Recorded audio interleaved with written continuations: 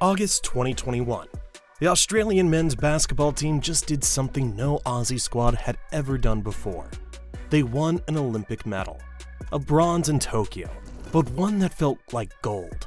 Patty Mills dropped 42 points, Joe Ingles was crying during the anthem, and an entire nation more famous for cricket, rugby, and surfing suddenly realized they might have just become a basketball country. For decades, Australia had been close. Always talented, always competitive, but never quite able to get over the hump. Then, almost out of nowhere, they turned into a world power, producing NBA stars like Josh Giddey, Dyson Daniels, and of course Patty Mills himself, all while becoming a regular medal threat on the global stage. So how did this island nation halfway across the world suddenly become one of basketball's elites? To answer that, we need to look beyond the box scores, into the culture, the system, and the mindset that built the modern Australian basketball machine.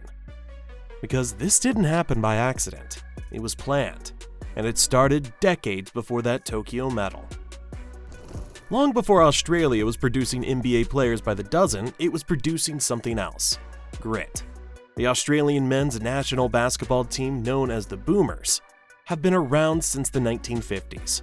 But for most of their history, they were the lovable underdogs, scrappy, physical, and relentless, but never quite good enough to medal. They'd push the best teams in the world, only to fall short in the quarters or semis. From 1972 to 2016, Australia reached the Olympic semifinals 4 different times and lost every single one.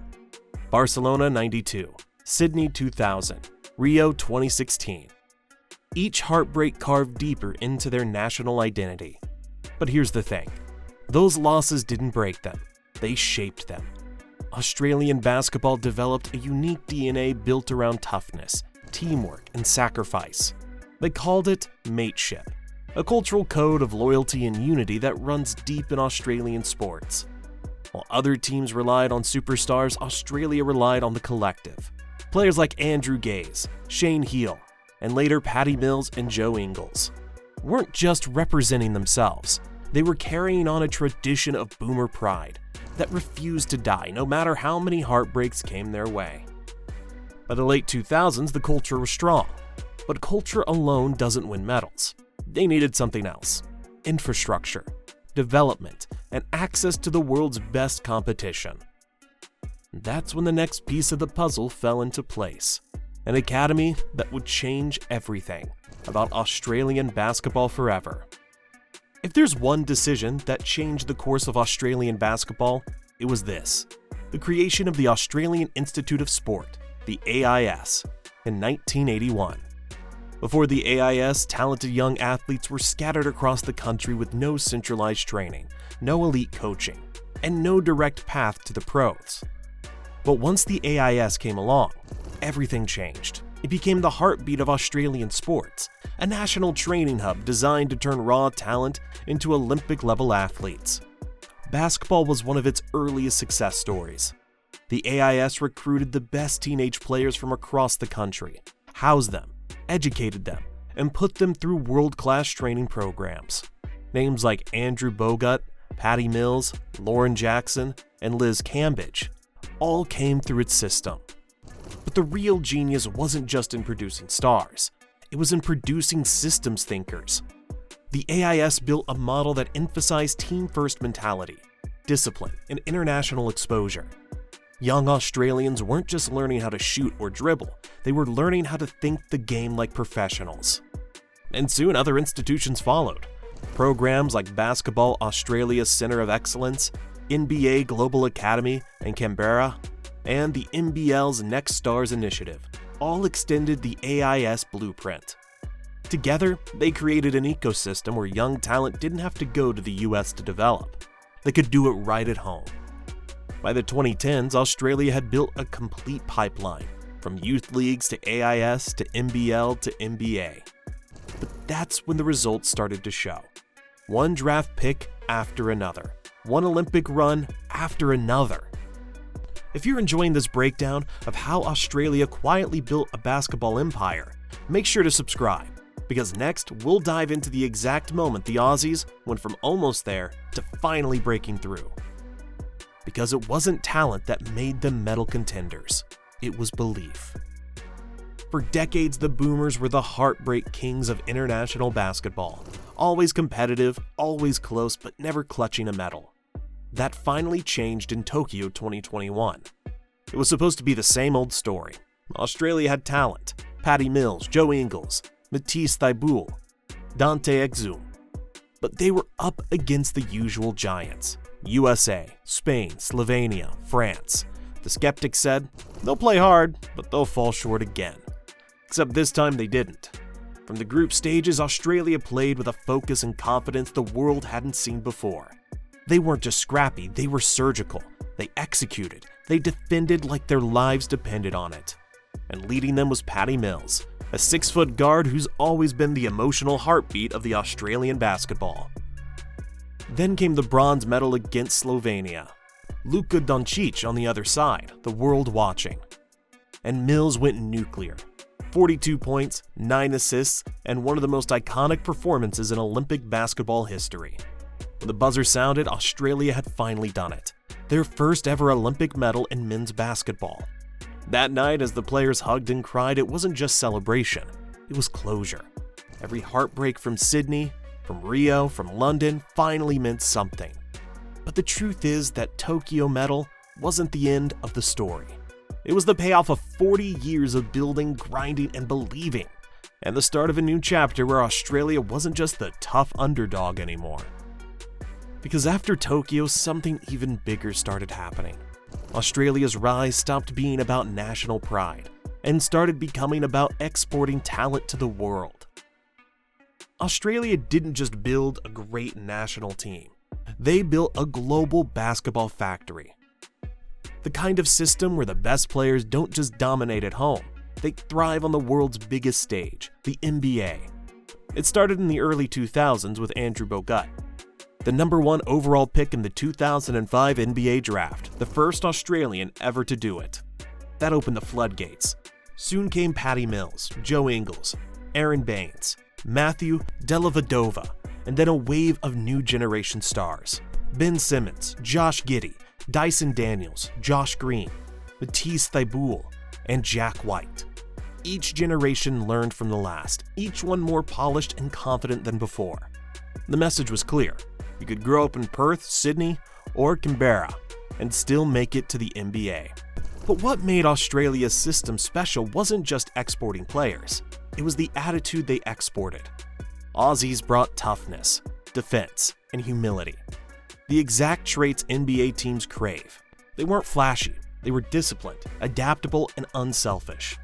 That reputation, the hard-nosed Aussie, became their brand. Meanwhile, back home, the NBL evolved into one of the world's best developmental leagues.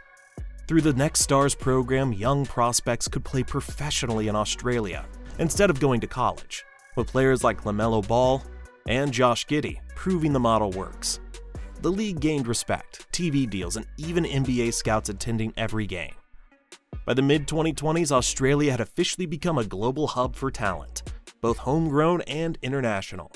They weren't just chasing the world anymore. The world was coming to them. But every rise comes with new pressure.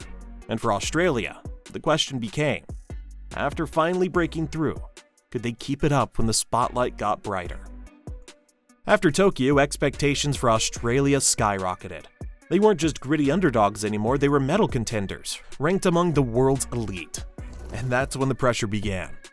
The next big test came at the 2024 Paris Olympics, where the Boomers entered with a roster full of NBA talent: Josh Giddey, Matisse Thybulle, Dante Exum, Patty Mills, and Dyson Daniels leading the charge. Fans believed this could be the moment Australia finally reached the gold game. But instead, Paris turned into a wake-up call. After a solid group stage, the Boomers were eliminated in the quarterfinals by Slovenia, falling short of the podium once again. It wasn't a collapse, it was a reminder that in global basketball, staying elite takes more than one generation's success. The first time people began asking, what happens when the old guard fades? Patty Mills and Joe Ingles, the emotional anchors of the Boomers, were nearing the end of their international careers. and suddenly the spotlight shifted to the next generation. Giddey, Daniels, and Green. Could they carry the same fire, the same brotherhood, the same identity that defined the boomers for decades?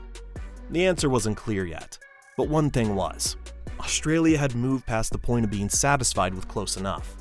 They built a culture of winning, and with that came the burden of expectation. Because the real measure of a great program isn't whether you can rise once, it's whether you can rebuild, reload, and rise again. Australia's basketball story isn't just about medals, it's about momentum. They proved that with the right culture, infrastructure, and belief, even a country better known for rugby and cricket can rise into basketball's global elites. Because think about it. This is a nation of 26 million people, smaller than Texas. Yet they've produced NBA All-Stars, WNBA MVPs, and Olympic medalists. That doesn't happen by accident. It happens when an entire sporting system commits, from grassroots to governance, to doing things the right way. The AIS built the foundation, the NBA created the stage, and the Boomers Brotherhood gave the movement its soul. Now, Australia stands as the perfect example for every emerging basketball nation. You don't need a billion-dollar league. You don't need dozens of superstars. You need structure, identity, and belief.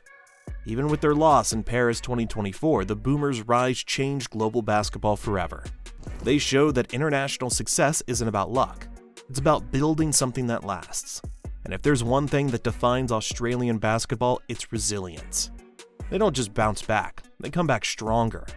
So don't be surprised if in the next few years, it's not Team USA or Spain holding gold, but a group of Aussies in green and gold, singing the anthem with tears in their eyes. Because if a small island nation can rise to challenge basketball's biggest powers, who's the next country ready to shock the world? Australia's story is a reminder that greatness doesn't come from population, wealth, or tradition. It comes from belief. For decades, they were the team that almost made it. The ones who fought hard, came close, and went home empty-handed. Now they're a symbol of what patience and purpose can create. Because what started in a small sports academy in Canberra grew into a national movement. One that changed the way the world sees Australian basketball forever. The Boomers didn't just win a medal. They built a blueprint. And maybe that's the real lesson here. Basketball's future doesn't belong to one country anymore. It belongs to the ones who are willing to build it. This is how Australia suddenly got good at basketball, and why they're never going back. They're never going